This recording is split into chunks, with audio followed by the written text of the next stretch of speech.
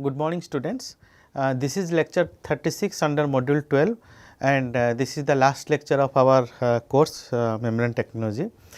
In today's lecture we will cover perstruction, membrane chromatography and little brief description about controlled drug delivery, which is using membranes of course, which is gaining a lot of importance nowadays in the field of medicine. So, let us understand actually what is perstruction. So, perstruction is something like liquid extraction.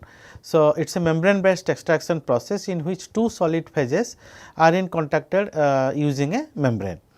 So, the membrane permeation and extraction phenomena occur by contacting the downstream with an extracting solvent. So, basically in the permeate side little close to pervaporation you can imagine in that sense, but in a pervaporation the downstream part is vacuumized so as to maintain a lower vapor pressure or partial pressure. So, here in this case we are in the downstream side we are using an extracting solvent. So, the desired species selectively crosses the membrane and extracted by an extracting solution. Perstruction actually was developed or conceptualized long back as an alternative to liquid extraction, because liquid extraction in which we use an extracting solvent sometimes creates some toxicity problem as well as forms emulsion with certain other types of solvents.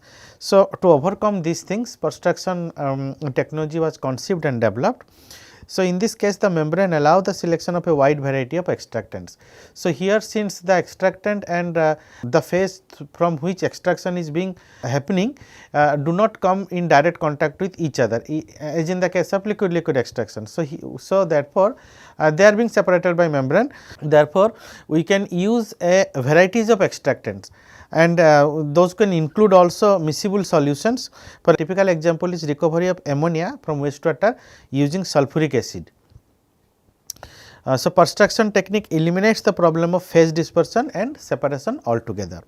So, this is a very good technique, but as you know every technique has its some advantages and disadvantages, right. So, this technique also has certain limitations we will discuss later. So, let us see one of the application which is very classic application for perstruction is separation of butanol, acetone, ethanol from aqueous solution by ionic liquid. So, this is a work that is being taken from one of the reference. So, you know AB fermentation which is called acetone, butanol and ethanol fermentation. It is a strictly anaerobic process in which the anaerobes will degrade the substrate to various components. So, butanol, acetone, ethanol all are simultaneously formed, but their ratio will be of course different. So, many times what happens, you are eyeing for a butanol production which is a very high grade liquid fuel. So, butanol beyond certain percentage in the fermentation broth proved to be toxic to the microorganisms.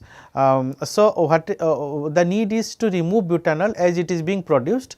So, here in this case perstruction also plays a very important role, but in this case what we are discussing today, here ionic liquids are being used. We have discussed little bit in ionic liquid in some of our class, exactly I do not remember which one.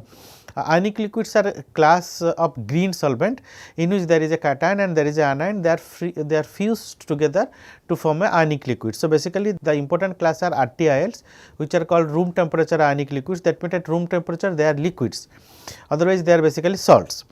So, here 4 different ionic liquids were used by using commercial hydrophobic ionic liquids, and the membrane is a PDMS membrane. So, the module is made up of polymethyl methacrylate. It was used to replace the flat sheet membrane. The combined effect of organophilic character of both membrane and ionic liquid enables an efficient mass transport process with high permeability and selectivity. So, this is the schematic of the perstruction setup which is used to remove this butanol, acetone and ethanol from aqueous solution using ionic liquids. Excellent results were found actually. reported. So, another application is partial dealcoholization of red wine by RO and evaporative perstruction mechanism. So, you know there is a huge demand of less alcohol beer or alcohol free beer, especially in European markets. Reverse osmosis combined with evaporative perstruction is a common technique for dealcoholization. So, you know we have discussed this dealcoholization of beer during our discussion on RO. So, here RO is combined with evaporative perstruction. So, you can see this is the schematic representation actually. So, from the wine tank, wine is being pumped out to the membrane system, which is a RO membrane here. Okay. Then the molecular weight cutoff is around 200 to 220. Then the concentrated wine which is being collected at the retentate, because the RO membrane is selectively passing only ethanol and water.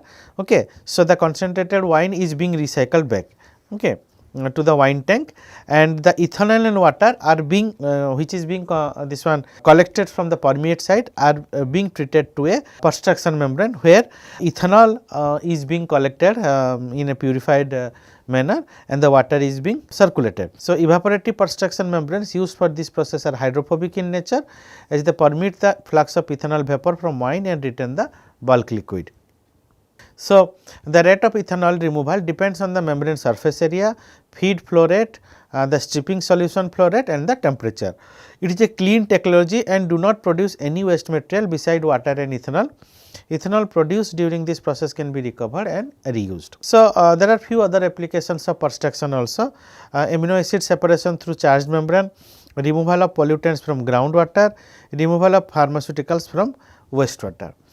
Again, as I was talking about disadvantages, so you know the membrane cost also plays a very big role here, and fouling needs to be taken care of. So, which is very inherent to any such membrane processes. So, apart from that, this is a good technology which has established its footprint in even commercial scale. In today's lecture, the next topic is membrane chromatography. So, you can imagine, if you know about chromatographic separation, so you can imagine that a membrane is doing the chromatographic separation. So, it is exactly what the membrane does here. So, it is extremely popular in bioprocessing industry, where it was conceived and developed to overcome the mass transfer limitations associated with conventional resin based chromatography. So, especially for the purification of protein products as well as antibodies. So, it is an integrative technology for protein purification. The main feature for this process is the absence of pore diffusion. So, here there is no pore diffusion here. It uses microporous or macroporous membranes that contain functional ligands attached to their inner pore surface as adsorbents. So, the absence of pore diffusion greatly reduces the transport resistance. Now, as you know, one of the most important features in this bioprocessing industry is the protein purification, and anywhere we are going to use protein, whether it is a therapeutic product or any such, even as a food substitute also, then you can understand that the type of purity that we need basically is almost 99.99%. Okay. So, as you know, no other separation method will give me high purity as chromatographic separation, whether it is adsorption, distillation, absorption, liquid extraction, just you name it, any separation technique, nothing will give so high purity than that of chromatographic separation. However, the problem with chromatographic separation is its cost. So, chromatographic separation is basically your packed bed separations, where separation is happening due to adsorption. Distribution coefficient plays a very important role apart from other parameters that affect that. So, to reduce the chromatographic cost, there are new techniques have been adopted, and membrane chromatography aims to do so, which will try to address two things. First is this mass transfer limitations, okay, which are actually associated with this chromatographic separations, where it is the packed bed, basically the ligands are there, okay. These are ligands which are packed inside the bed. So, they are porous in nature. To avoid pore diffusion and their mass transfer limitations, membrane has been conceived, and of course, price is also a factor. So, this results in a rapid processing, greatly improves adsorption, washing, elution and regeneration steps and decreases the probability of inactivation of biomolecules. The process enables a fast processing at preserved or even increased resolution than standard chromatography. So, this is a membrane you can just see, and this is one of the pore. You can see how different mechanisms are playing an important role. First is convection, this is your convection, okay. Then film boundary layer, right, these are film boundary layer separation, then these are pore diffusion. Okay. So, here this pore diffusion is happening, right. Let us discuss the general properties actually. So, generally distinguished from particle based chromatography, or this you can say resin based chromatography, by the fact that interaction between a solute and a matrix, that is the ligand, okay, takes place in the through pores of the membrane rather than in the dead end pores of the particle. You try to understand what is this meaning actually. So, let us see, this is your packed bed chromatography, this is a through pore. Okay, that means the pore is open to both sides, right. So, whatever is coming this side is again getting out this side or in the reverse direction, but you see this is a dead end pore, this is a dead end pore, this is a dead end pore, there are so many dead end pores. The membranes do also have dead end pores, but here we are not talking about that type of membrane. Here you can say that a convection is happening, okay, through the pores only, and the dead end pores are not present. So, in that sense your bulk convection and film diffusion, both these are predominant, there is no pore diffusion. So, this is the advantage if you compare of membrane chromatography, if you compare with your traditional resin based chromatography. So, in the dead end pores, the mass transport occurs through diffusion and through the pores of the membrane by convection. So, the elimination of pore diffusion significantly reduce the mass transport resistance and fasten the process. So, or just increase the rate of the process. The only transport resistance is due to the film diffusion from the core of the liquid to the membrane surface. So, the chromatographic interaction in the membrane are similar to those occur in ion exchange, hydrophobic and bio or pseudo affinity interaction. So, let us understand the benefits of membrane chromatography. So, membrane chromatography is having very high binding efficiency due to direct access to the binding groups even at low flow rates. So, speed, high flow rates enable the processing of large volumes. The flow rates are 20 to 50 times faster than the conventional chromatographic sorbents. Scalability and flexibility, a wide range of capsule sizes accommodates various volumes and capacities. Ready to use, the capsule format eliminates the need for packing and unpacking. If used as part of a single use manufacturing process, there are no cleaning or cross contamination issues that is arises. So, lower cost of operation, this is one of the most important aspect in commercialization. So, membrane capsule offer lower operating and capital investment costs than conventional columns that require packing. Reduced buffer consumption, that means small device footprint requires significantly less buffer. So, these are all various benefits of the membrane chromatography.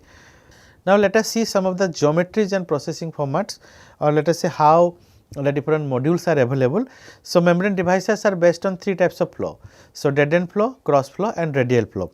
Dead end flow devices such as modules with multiple stacked membrane discs are similar to traditional columns. So, this is your dead end stacked disc, okay, because the different membranes are packed or stacked together, okay, similar to the traditional columns. So, cross flow membrane chromatography devices are particularly amenable to scale up based on an effective separation capacity comparable to that associated with the use of stacked devices. So, you can have cross flow cascade, this is a cross flow cascade, then we will have hollow fiber systems, we will have spiral wound system, we have pleated sheet system. So, in pleated sheets basically you can imagine that I am just trying to draw, it will look something like this if you see from the top view, okay. So, these are the membrane sheets. So, you can see this is the cross section how it looks like, right. So, the sheets of membranes are stitched together and along a hollow pipe which you can imagine through which air permeate will be collected, right. Let us say a few applications. Foremost and important application is of course protein capture and intermediate purification. So, the principal goal for protein capture is to selectively harvest the protein of interest by removing bulk impurities. It may happen that the protein of our interest is present with various impurities along with other smaller or bigger proteins also. Okay, so you have to selectively separate it. So, intermediate purification strives to remove the remaining protein impurities. Usually, the feedstock of protein mixture is a cell lysate or cell free medium, okay, clarified with centrifugation or filtration. So, affinity membrane chromatography is common method for protein capture. These are few examples given in this tabular format for protein capture and purification applications. You can see the first column listed the membrane material and ligand, the second is the target solute, the third is the capacity, then we have recovery and purity and membrane geometry. So, let us see one. So, the affinity membranes. So, chitosan aluminum oxide composite, okay. So, hemoglobin in hemolysate is the target molecule here, capacity is 11 to 13 milligrams per milliliter, 91% recovery, flat sheet membranes. Similarly, if you see a ion exchange membrane, okay. So, let us say RC vivaspin. So, beta lactoglobulin from whey is the target molecule on target solute, you can say 7.8 milligrams per milliliter for glycosylated CMP, separation almost 87.6% pure, spin column is the geometry. So, in protein purification there is a polishing stage. So, once the target molecules are captured and purified, the remaining impurities such as endotoxins, nucleic acids and viruses are extensively cleared by polishing. The micro sized pores of the membrane used in membrane chromatography effectively clear large molecules such as nucleic acid and viruses with minimum fouling. Now, the process is particularly used for production of therapeutic biologics based on its capacity for the removal of higher molecular aggregates. Large biomolecules purification is for example plasmid DNA purification. Plasmid DNA or known as pDNA represents the major target product for nucleic acid purification, which is done by membrane chromatography. The interaction between the negatively charged phosphate groups on the DNA backbone and the positively charged ligands on the chromatographic media enhances the purification process. So, you can see how the separation, so if you see the ligands, let us say this is one ligand, okay, which is bound to the membrane. Basically, it is positively charged and the DNA molecules, let us say this is the DNA molecules, the phosphate side is negatively charged. So, this will come and joint with each other or they will get attached to each other by virtue of the charge based interaction. So, similarity in size and chemical properties between pDNA and other nucleic acid impurities, as for example, RNA also makes it difficult for complete separation. So, in small scale processes, the difficulty can be avoided through the use of RNase A. RNase A is an enzyme that selectively degrade the RNA contaminants, because we are only interested in purifying the pDNA. So, plasmid purification using membrane chromatography, few examples. So, if the membrane material is alumina composite, the ligand is diamine, target is pDNA in E. coli lysate, let us say, adsorption capacity is almost 2 microgram per centimeter square, recovery data is not given here in this case, membrane geometry is flat sheets. So, if you talk about RC Satobind, this is actually the membrane material, the brand basically, the ligand is Buzz. Target is 6 pDNA in E. coli lysate, 32.5 milligrams per liter is the adsorption capacity, recovery is very good 73%, the membrane geometry is usually flat sheets. So, there are others also. I hope you understand that what are the different types of membrane materials, what are their capacity, what are the recovery, what is the target solute. Okay. So, the next one is virus purification. So, purified viruses are used for the production of vaccines and novel applications in the realm of gene therapy. So, we need purified viruses, that is why. So, existing bioprocesses are based on usually centrifugation or ultrafiltration, again a membrane based process, and are labor intensive, time consuming and expensive too. So, traditional resin chromatography has limitations such as limited accessibility of ligands within resins and attachment of multiple ligands by a single macromolecule. So, membrane chromatography offers an attractive solution to these technical issues. So, different virus purification using membrane chromatography, few examples are given here. Again, if you see RC, the regenerated cellulose basically. So, the ligand is Q, target is recombinant baculovirus, adsorption capacity is 2.28 into 10 power of 1015 ppm per meter cube. So, greater than 100% recovery, flat sheet geometry. So, you can just go through it later on to see what are the different types of other viruses that are being removed using different ligands as well as membrane material. So, the next section that we are going to discuss today is controlled drug delivery. As I told you in the beginning of the class, so controlled drug delivery is nothing very new. It has been in practice since few years.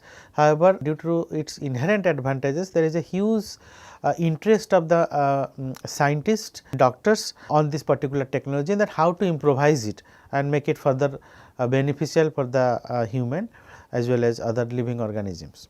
So, drug delivery systems are pharmaceutical formulations or devices that help in achieving targeted delivery and or controlled release of therapeutic agents in our body. An ideal controlled drug delivery system delivers the drug at a predetermined rate locally or systematically for a specific period of time. Plus just have a look at this particular diagram. What this diagram is telling us, so here the plasma drug concentration is being plotted with time, right. Three types of things are there. So, the drug plasma levels after single oral administration of a drug, okay. Three different types of delivery was done. The first is IR, which is called immediate release. Okay. So, this is second is SR, which is called sustained release. This is your SR actually, right, and the third is controlled release, this is CR. So, just see how the profiles are. You see when it is instantaneous or immediate release, so you see that there is a huge peak here, okay. Immediately the entire drug has been administered inside the cell and there is a huge decrease in the drug concentration with respect to time. Sudden decrease, sudden increase, sudden decrease. Now, sustained, slowly it is basically sustained release.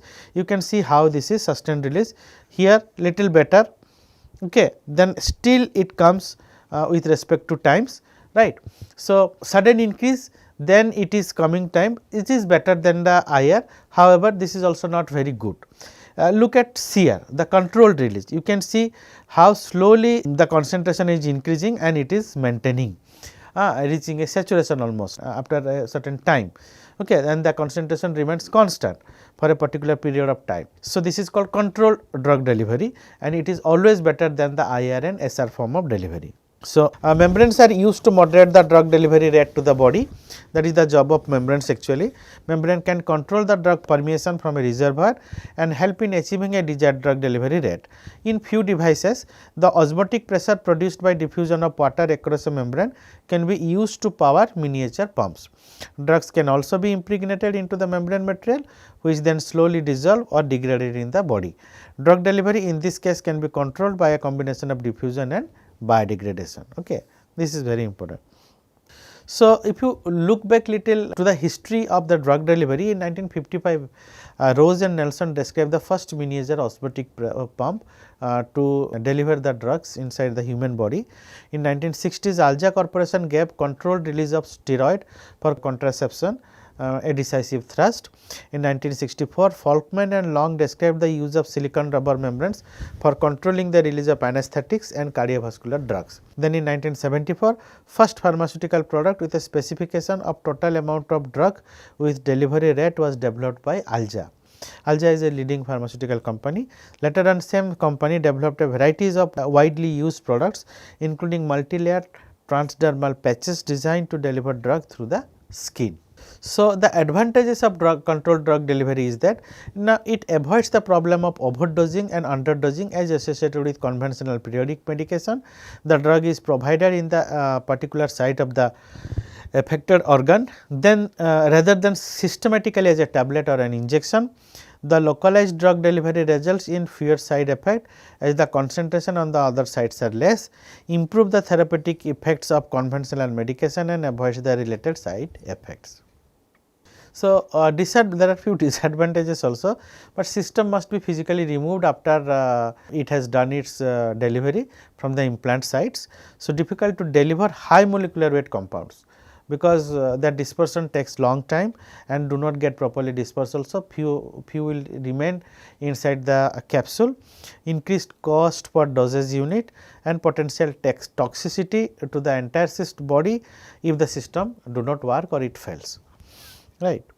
So, huge amount of work is still going on for controlled drug delivery. We will see one or two such very interesting works. So, it is a membrane diffusion control system. So, in this system the drug is released from the device by permeation from the interior reservoir to the surrounding system. Just you see this particular thing where this is the membrane, okay, and inside this membrane capsule your drug is being inserted or packed, whatever you can say in that way. So, the drug will release through the membrane something like this to the tissue, okay, or the surrounding fluid. So, the rate of release depends on the rate of diffusion of drug through the membrane. So, it is a here what is happening, the rate of diffusion of the drug is the most important factor, that is the driving force basically. Okay. So, the concentration, there will be a concentration difference here, and compared to here, here it will be more. So, obviously from higher to lower. An inert membrane is used to enclose the drug to be released. When the concentration or thermodynamic activity of the material in equilibrium with inner surface of the enclosing membrane is constant, the driving force, that is concentration gradient for diffusional release of drug, is also constant. This defines the zero order release in which the inner reservoir contains a saturated solution of a material that provides a constant release rate for as long as constant solid is maintained inside the solution. The first order release occurs when the drug within the device is present as an unsaturated solution, whose concentration falls as it is released. So, the release rate declines exponentially in the first order release, instantaneously it is releasing basically. So, when a saturated solution drug and an excess solid drug is present in a device, Fick's law can be applied. So, for a slab or sandwiched geometry, so J equals to minus dk dCs by dx. So, dmt by dt equals to Aj by L, which is equal to A dk Cs by L, again substituting J from here, right. So, J is the membrane limiting flux, mt is the mass of the drug released at any time t, that is dmt by dt is the steady state drug release rate at time t, A is the total surface area of the device, Cs is the saturation solubility of the drug. So, let us see one example of the membrane diffusion control system. So, one classic example is the Okusut pilocarpine system, which are some sorts of you can see here, this is a small, very small device, okay, transparent basically, which is being implanted inside the eyes. So, the device consists of two membrane sandwich of ethylene vinyl acetate with a pilocarpine or pilocarpine reservoir in the center. So, this is the reservoir center, okay, this one, and there are two membranes, this is one membrane, this is one membrane, and this is of course the annular ring which is holding this pilocarpine reservoir. So, a retaining ring of ethylene vinyl acetate impregnated with titanium dioxide encloses the drug reservoir circumferentially for visibility and handling of the insert. The device is placed inside the eye, where the drug gets released in a continuous rate for 7 days. The pilocarpine is bound to alginic acid and is present as a free base, partly in an ionized form and partly in a non-ionized form. The device is sterile and contains no preservative. The drug release from a reservoir type of diffusion control system is provided by interaction between the polymeric membrane and the drug content in the reservoir and the surface area and thickness of the polymer layer. Another example is steroid releasing intrauterine device, which is called IUD. So, intrauterine contraceptive devices are appropriate contraceptive options for women who desire a very convenient long term contraceptive or who are considering sterilization. So, one example is the levonorgestrel releasing intrauterine system, which is popularly known as LNG-IUS. It is a T-shaped device, you can see how it looks like, composed of a cylinder containing 52 grams of LNG. So, this is the cylinder which contains 52 grams of LNG, covered by a rate controlling membrane which serves to regulate the rate of hormonal release, right. Another one is monolithic device. So, the drug is uniformly dispersed through the polymer. Drug diffusion through the polymer matrix is the rate limiting step. Release rates are determined by the choice of polymer and its consequent effect on the diffusion and partition coefficient of the drug to be released. So, you can see here the drugs are actually very uniformly getting dispersed inside the polymer matrix at time equals to 0, at time equals to 3, okay, the drugs are diffusing out of the matrix. So, the release profile depends on the loading of the dispersed agent, the nature of the components and the geometry of the device. Problems associated with reservoir systems such as thin spots, pinholes or other similar defects do not substantially alter the release rate of the monolithic device. Two types of monolithic devices are found, one is monolithic solution, another is monolithic dispersion. In monolithic solution, the active agent is dissolved in the polymer medium. So, examples are pesticides containing cat and dog collars to control ticks and fleas, often used when the active agent is a liquid. And monolithic dispersion is something in which the solubility of the active agent in the polymer medium is more limited. A small portion of the active agent is dissolved and the remainder is present in dispersed form throughout the polymer. Let us understand the principle of monolithic drug release. The starting point for release of the drug from this system is explained by Higuchi model. The model assumes that the solid drugs in the surface layer of the device dissolves in the polymer and diffuses from the device first. Once the surface layer is exhausted of drug, the next layer start to be depleted. Hence, the interface between the dispersed drug area and the dissolved drug area moves into the interior as a front. The results predicted from this model validates the actual release rate. So, you can see this is the schematic representation of a cross section through a polymer matrix initially containing dispersed solid drug. So, the interface between the region containing dispersed drug and the region containing only dissolved drug has moved a distance x from the surface. Okay.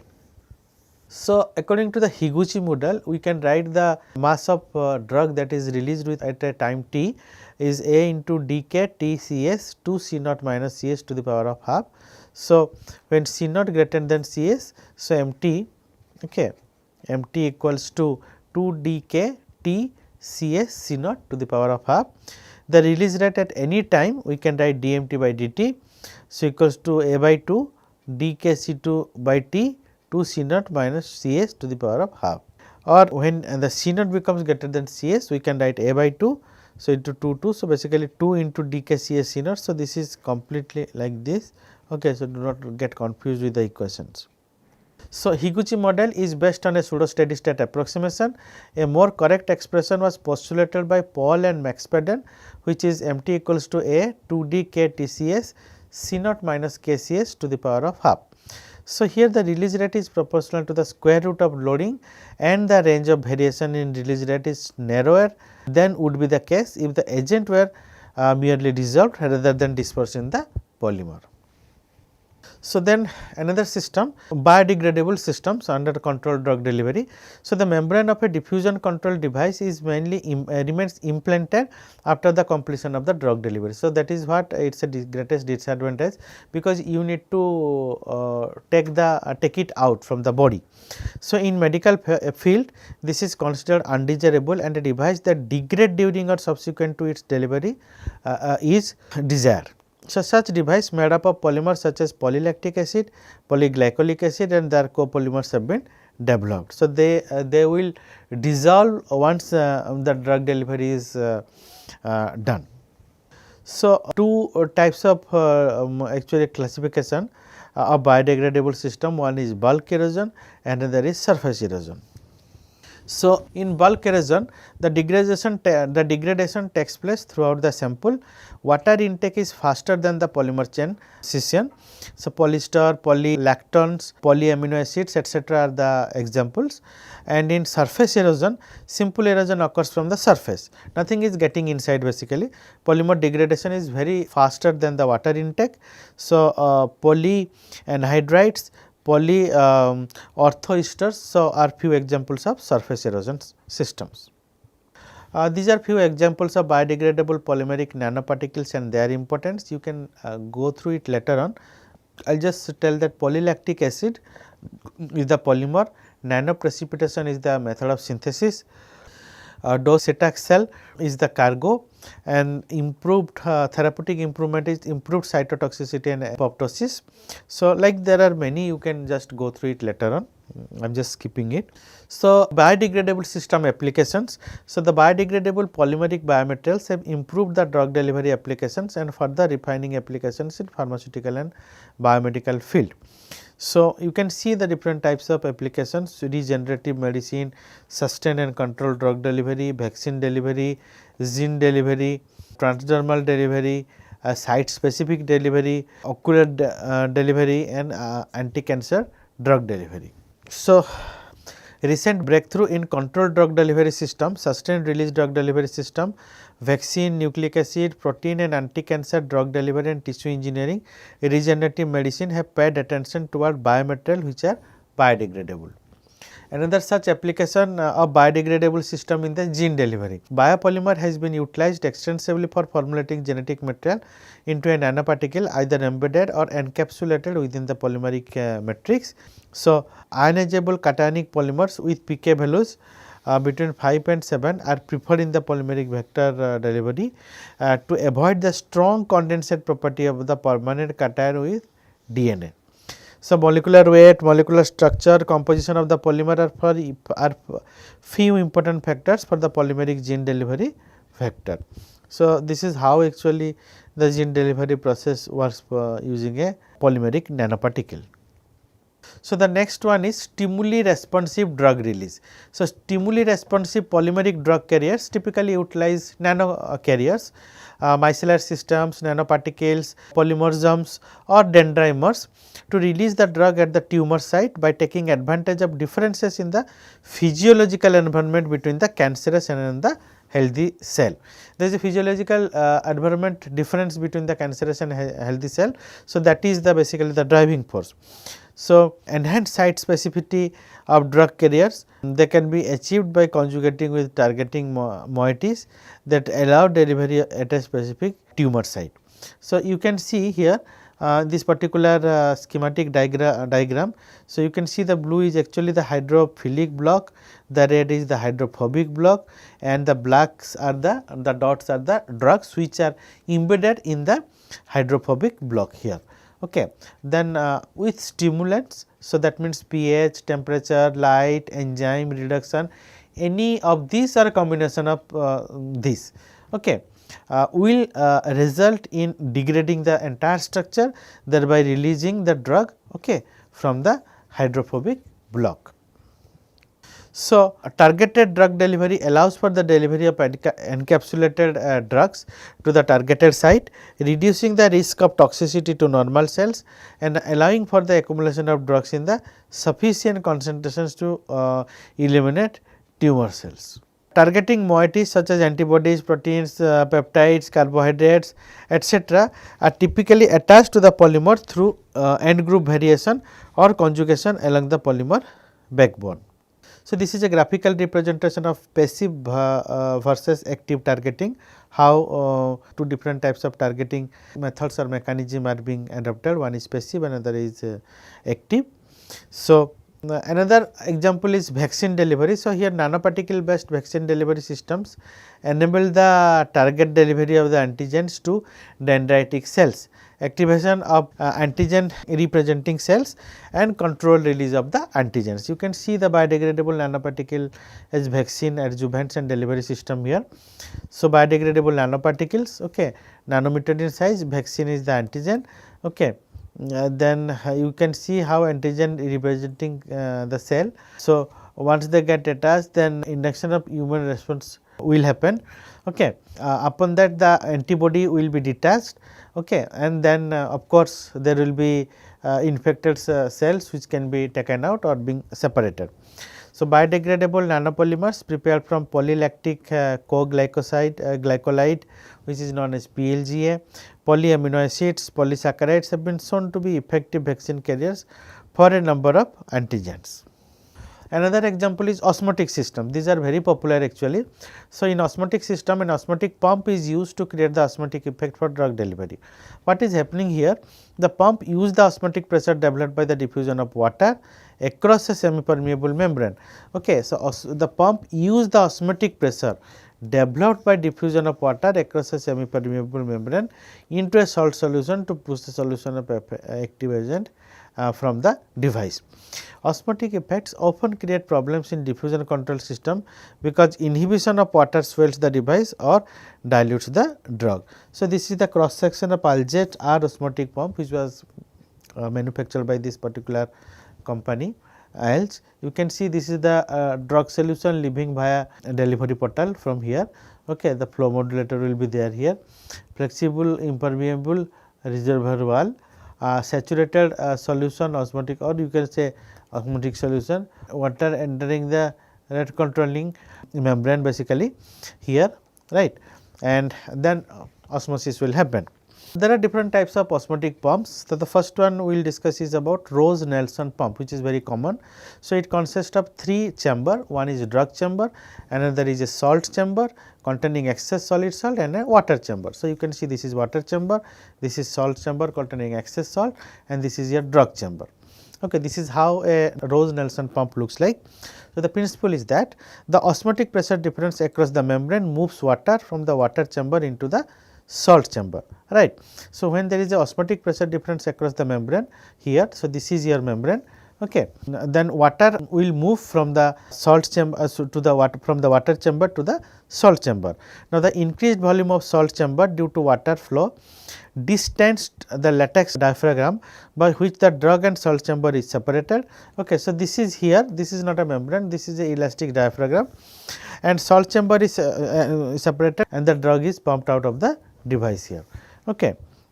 So, a simplified version of the Rose-Nelson pump developed by Alja Corporation is in the early 1970. So, is Higuchi-Lippert pump. Okay. So, here the principle is the pump has no water pump and the device is activated by water imbibed from the surrounding environment. The drug pump can be prepared and stored for weeks or months prior to use. Pump is activated once it is swallowed and implemented in the body. Applications is delivery of antibiotics and growth hormones to animals. So, this is the Higuchi-Lippert osmotic pump design, how it looks like. Okay, you can just refer it later. Another one is Higuchi Thews pump. So, it is another variant of the Rose-Nelson pump. Water needed to activate the pump that comes from the surrounding environment. So, has no rigid housing and the membrane acts as a outer casing of the pump. So, the principle is that when the device is placed in an aqueous environment, the release of the drug follows a time course set by the salt used in the salt chamber and the permeability of the outer membrane casing. So, you can see how that Higuchi Thews osmotic pump looks like. So, this is the rigid semi permeable membrane here. Okay, this is osmotic agent layer, this black one. Then this is the flexible impermeable reservoir here or getting deposited here, and then the delivery port here. So, whatever you will be delivered, you will receive it here. So, another one is Thews pump. So, it enable more controlled drug release. So, you see how it is happening. So, this is the elementary osmotic pressure. So, this is the semi permeable membrane, water is getting inside. Okay. So, the core containing this is here, there is a drug and then we get saturated drug solution here. So, the device is made by compressing a drug having a suitable osmotic pressure to a tablet. A semi permeable membrane is coated on the tablet and a small hole is drilled through the membrane coating. When the tablet is placed in an aqueous environment, the osmotic pressure of the soluble drug inside draws water through the semi permeable coating inside the device. So, as the membrane does not expand, the water intake increase the volume and the hydrostatic pressure inside the tablet. So, this pressure is relieved by the flow of saturated drug solution and out of the device through the orifice. So, the next one is intragastric osmotically controlled drug delivery system. So, this device is made up of two components. So, the first one is drug reservoir component, another one is the osmotically active compartment. So, a drug reservoir compartment is enclosed by a pressure responsive collapsible bag impermeable to vapor and liquid and has a drug delivery office. Okay. So, you can see this is the drug reservoir, the yellow one. So, osmotically active compartment contains an osmotically active salt and is enclosed within the semi permeable housing. The osmotically active salt in the osmotically active compartment is dissolved by water in the GI fluid that is absorbed through the semi permeable membrane. This creates an osmotic pressure which acts on the collapsible bag, forces the drug reservoir compartment to reduce its volume and activate the drug release of the drug solution formulation through the delivery orifice. So, you can have a close look again. So, this is your drug reservoir. So, drug delivery orifice is located here. So, osmotically this is the osmotically active component, the pink one. This is the capsule, this is the collapsible bag here. Okay.